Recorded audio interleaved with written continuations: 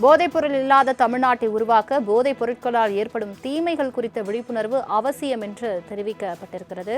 இது தொடர்பான மேலும் விவரங்களை தருவதற்காக செய்தியாளர் செலினா இணைப்பில் இருக்கிறார். செலினா, வணக்கம். முழு விவரங்கள்.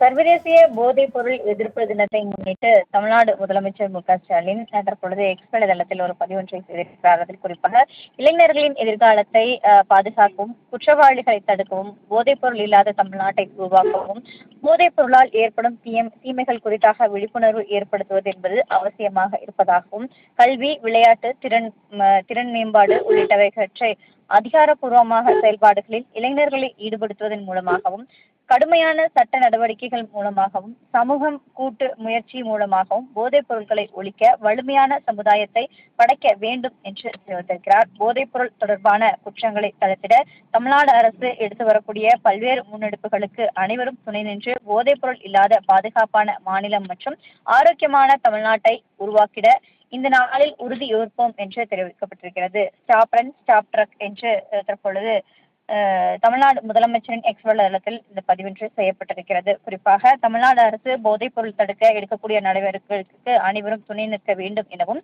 போதைப் பொருள் இல்லாத பாதுகாப்பான மற்றும் ஆரோக்கியமான தமிழ்நாட்டை உருவாக்கிட வேண்டும் எனவும், இதற்காக இந்த நாள் எடுப்போம் என்றும் தெரிவிக்கப்பட்டிருக்கிறது. போதைப்பொருள் இல்லாத தமிழ்நாட்டை உருவாக்க போதைப் பொருட்களால் ஏற்படும் தீமைகள் குறித்த விழிப்புணர்வு அவசியம் என்று தெரிவிக்கப்பட்டிருக்கிறது. இது தொடர்பான மேலும் விவரங்களை தருவதற்காக செய்தியாளர் செலினா இணைப்பில் இருக்கிறார். செலினா, வணக்கம். முழு விவரங்கள்.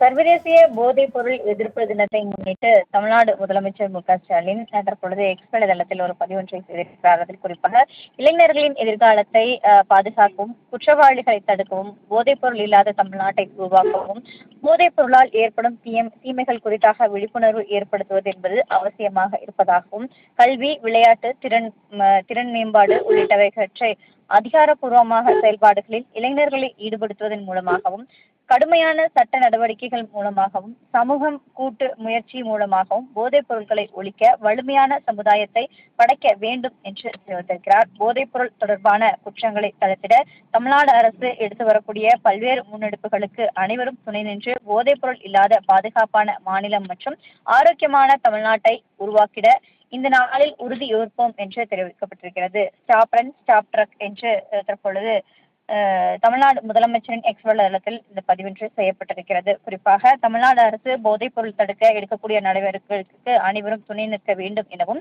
போதைப் பொருள் இல்லாத பாதுகாப்பான மற்றும் ஆரோக்கியமான தமிழ்நாட்டை உருவாக்கிட வேண்டும் எனவும், இதற்காக இந்த நாள் எடுப்போம் என்றும் தெரிவிக்கப்பட்டிருக்கிறது. தங்களின் முழு விவரங்களுக்கு நன்றி செலினா.